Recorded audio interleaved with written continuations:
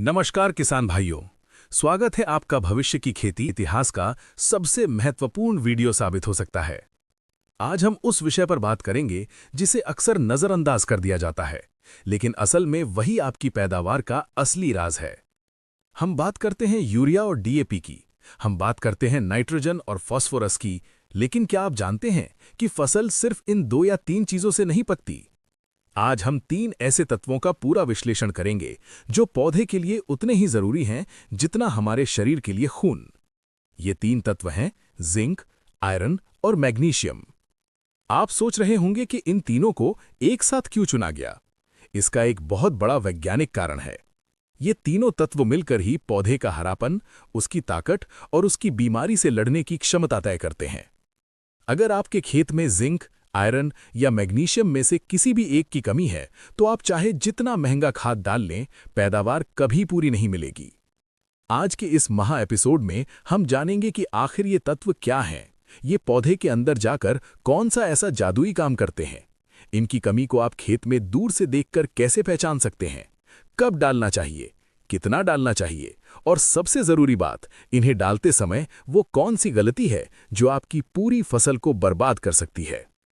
तो चलिए डायरी और पेन उठा लीजिए, क्योंकि आज एआई खेती पर ज्ञान की बरसात होने वाली है। सबसे पहले हमें विज्ञान को थोड़ा समझना होगा। किसान भाइयों, पौधों को कुल 17 पोषक तत्वों की जरूरत होती है। इनमें से कुछ ज्यादा मात्रा में चाहिए होते हैं और कुछ कम मात्रा में। आज हम जिन 3 तत्वों की बात कर रहे हैं, उनमें फर्क समझिए। मैग्नीशियम एक द्वितीयक पोषक तत्व है, यानी सेकेंडरी न्यूट्रिएंट। इसका मतलब है कि पौधे को इसकी जरूरत नाइट्रोजन और फास्फोरस के बाद सबसे ज्यादा होती है। ये सूक्ष्म नहीं है, ये मध्यम श्रेणी का तत्व है। वहीं दूसरी तरफ जिंक और आयरन सूक्ष्म पोषक तत्व हैं, यानी माइक्रोन्यूट्रिएंट्स हैं। इनकी जरूरत मात्रा में बहुत कम होती है, लेकिन इनका असर बहुत गहरा होता है।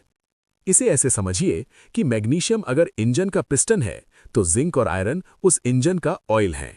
दोनों के बिना गाड़ी नहीं चल सकती। आइए सबसे पहले बात करते हैं मैग्नीशियम की। अक्सर किसान भाई मैग्नीशियम को भूल जाते हैं, लेकिन क्या आप जानते हैं कि दुनिया का हर हरा पत्ता मैग्नीशियम की वजह से ही हरा है। पौधे के अंदर जो क्लोरोफिल होता है, यानी पर्णहरित, जो धूप को पकड़कर भोजन बनाता है, उस क्लोरोफिल के अणु के बिल्कुल बीचों बीच मैग्नीशियम का एक परमाणु बैठा होता है। अगर मैग्नीशियम नहीं होगा तो क्लोरोफिल नहीं बनेगा, और अगर क्लोरोफिल नहीं बना तो प्रकाश संश्लेषण नहीं होगा, यानी पौधा अपना भोजन नहीं बना पाएगा। मैग्नीशियम का दूसरा काम है फास्फोरस का वाहक बनना। आप खेत में डीएपी यानी फास्फोरस तो डाल देते हैं, लेकिन उस फास्फोरस को जड़ों से उठाकर पौधे के ऊपरी हिस्से तक ले जाने का काम मैग्नीशियम करता है। अगर मैग्नीशियम की कमी है तो आपका डाला हुआ डीएपी भी बेकार पड़ा रहेगा। मैग्नीशियम की कमी के लक्षण। मैग्नीशियम एक गतिशील यानी मोबाइल तत्व है। इसका मतलब है कि ये पौधे के अंदर एक जगह से दूसरी जगह जा सकता है।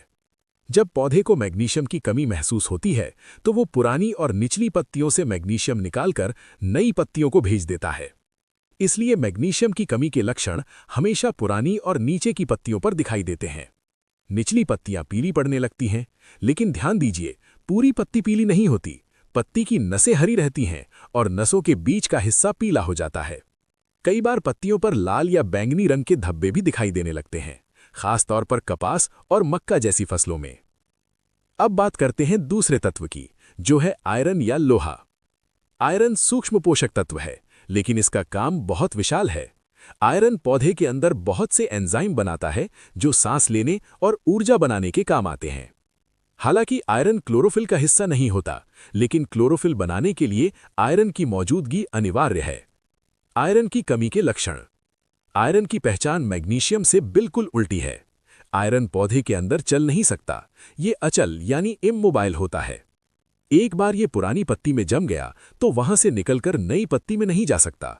इसीलिए आयरन की कमी के लक्षण हमेशा पौधे की सबसे नई और ऊपरी कोमल पत्तियों पर दिखाई देते हैं। नई पत्तियां पीली या सफेद निकलने लगती हैं। इसमें भी नसें हरी रहती हैं, लेकिन बाकी पत्ती पीली हो जाती है। अगर कमी बहुत ज्यादा हो तो पूरी की पूरी नई पत्ती कागज की तरह सफेद हो सकती है और जल सकती है। यही सबसे बड़ा फर्क है। अगर पुरानी पत्ती पीली है और नसें हरी हैं, तो मैग्नीशियम की कमी है, और अगर नई पत्ती पीली है और नसें हरी हैं तो आयरन की कमी है। ये सूत्र याद कर लीजिए, आप कभी धोखा नहीं खाएंगे। अब आते हैं तीसरे और सबसे चर्चित तत्व पर, जो है जिंक। भारत की मिट्टी में आज सबसे ज्यादा कमी अगर किसी तत्व की है तो वो जिंक है। जिंक का काम क्या है? पौधे की लंबाई बढ़ने के लिए एक हार्मोन जिम्मेदार होता है जिसे कहते हैं ऑक्सिन। जिंक इस ऑक्सिन हार्मोन को बनाने में मदद करता है। अगर जिंक नहीं होगा तो पौधे की पोरियां छोटी रह जाएंगी, पौधा बौना रह जाएगा। इसके अलावा जिंक पौधे की जड़ों के विकास और दाने भरने में बहुत मदद करता है। ये पौधे को ठंड और गर्मी के तनाव से भी बचाता है। जिंक की कमी के लक्षण। जिंक की कमी के लक्षण आमतौर पर नई और बीज की पत्तियों पर दिखाई देते हैं। पत्तियां छोटी रह जाती हैं और मुड़ जाती हैं। पत्तियों पर तांबे जैसा या जंग जैसा कत्थई रंग के धब्बे पड़ जाते हैं। धान की फसल में जिंक की कमी से खैरा रोग हो जाता है, जिसमें पत्तियां ईंट जैसी लाल होकर सूखने लगती हैं। मक्का में जिंक की कमी से सफेद कली रोग होता है, जिसमें नई कोंपलें सफेद निकलती हैं। फलों वाले पेड़ों में रोसेट बन जाता है, यानी टहनी के सिरे पर बहुत सारी छोटी छोटी पत्तियां गुच्छे में निकल आती हैं। अब सवाल यह है कि हमारे खेतों में इनकी कमी आ क्यों रही है? पहला कारण है गहन खेती। हम एक साल में 3-3 फसलें ले रहे हैं, जिससे मिट्टी का दोहन हो रहा है। दूसरा और सबसे बड़ा कारण है मिट्टी का पीएच मान।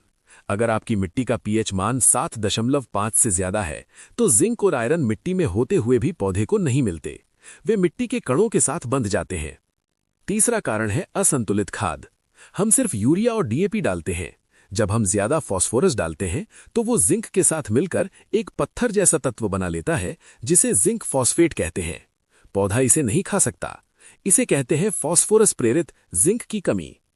अब हम वीडियो के उस हिस्से पर आए हैं जिसका आप इंतजार कर रहे थे। समाधान क्या है? हमें जिंक, आयरन और मैग्नीशियम का प्रयोग कैसे करना चाहिए? यहां हम फसल की 2 अवस्थाओं की बात करेंगे। एक है बुवाई के समय यानी बेसल डोज, और दूसरा है खड़ी फसल में छिड़काव।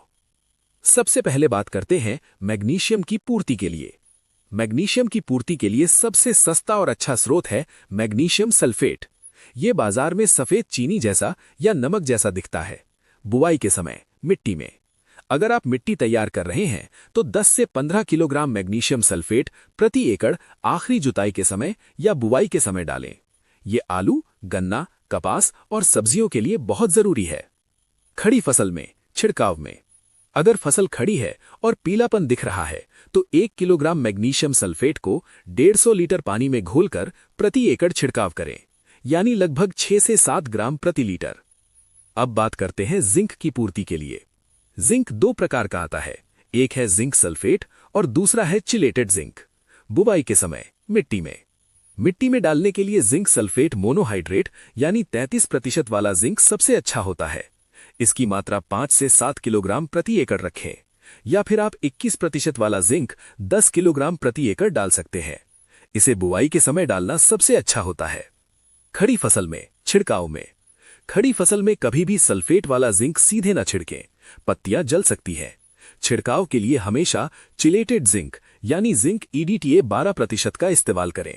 इसकी मात्रा बहुत कम लगती है। केवल 100 से 150 ग्राम पाउडर को 150 लीटर पानी में मिलाकर प्रति एकड़ छिड़काव करें, यानी 1 ग्राम प्रति लीटर। अब बात करते हैं आयरन की पूर्ति के लिए। आयरन की कमी दूर करना सबसे मुश्किल काम है, खासतौर पर क्षारीय मिट्टी में। बुवाई के समय मिट्टी में फेरस सल्फेट 10 किलोग्राम प्रति एकड़ डाला जा सकता है, लेकिन अगर आपकी मिट्टी का पीएच ज्यादा है तो मिट्टी में डालने का कोई फायदा नहीं होगा, वो बेकार हो जाएगा। खड़ी फसल में छिड़काव में आयरन के लिए छिड़काव ही सबसे उत्तम विधि है। इसके लिए आप फेरस सल्फेट का इस्तेमाल कर सकते हैं, लेकिन उसके साथ थोड़ा नींबू का सत यानी साइट्रिक एसिड मिलाना पड़ता है। सबसे आसान तरीका है चिलेटेड आयरन यानी फेरस EDTA 12%।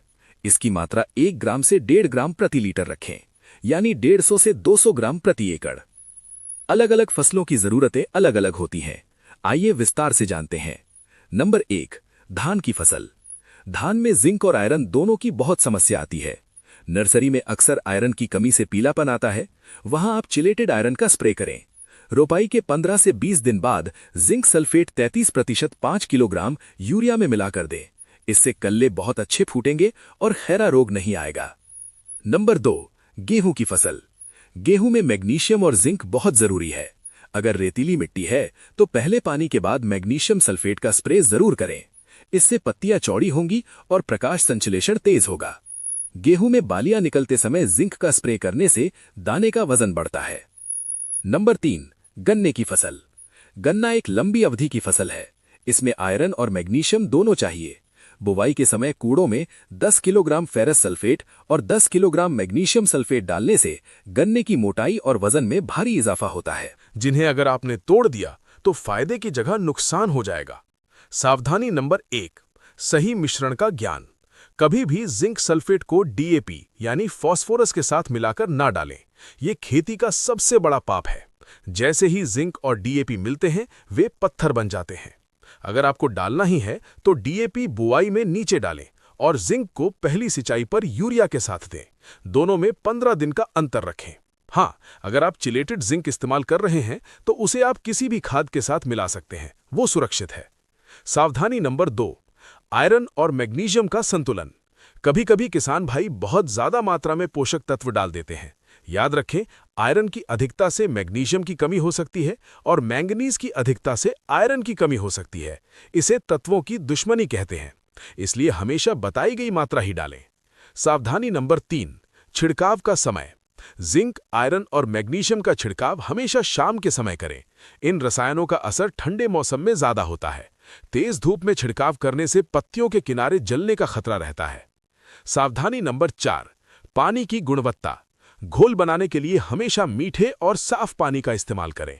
खारे पानी में ये तत्व ठीक से घुलते नहीं हैं और अपना असर खो देते हैं। साथ में एक अच्छा सिलिकॉन बेस्ड चिपकू जरूर मिलाएं। तो किसान भाइयों, आज हमने जाना कि जिंक, आयरन और मैग्नीशियम सिर्फ खाद नहीं बल्कि फसल की जान है। मैग्नीशियम हरियाली लाता है, आयरन ताकत और ऊर्जा देता है और जिंक बढ़त और पैदावार बढ़ाता है। अगर आप इन तीनों का सही संतुलन अपने खेत में बना लेते हैं तो मैं दावे के साथ कह सकता हूं कि आपकी खेती का मुनाफा बढ़ने से कोई नहीं रोक सकता। मिट्टी की जांच करवाएं और जरूरत के हिसाब से इनका प्रयोग करें। तुक्केबाजी से खेती ना करें, विज्ञान से खेती करें। हमें उम्मीद है कि एआई खेती चैनल का ये विस्तृत वीडियो आपके ज्ञान को एक नए स्तर पर ले जाएगा। ये जानकारी बहुत गहरी थी, इसलिए अगर कोई बात समझ ना आई हो तो वीडियो को दोबारा देखें। अपने साथी किसानों के साथ इस वीडियो को शेयर करना ना भूलें, क्योंकि ज्ञान बांटने से ही बढ़ता है। अगले वीडियो में हम और भी शानदार जानकारी लेकर आएंगे। तब तक के लिए अपने खेत का ध्यान रखें, स्वस्थ रहें और खुशहाल रहें। धन्यवाद। जय हिंद, जय किसान।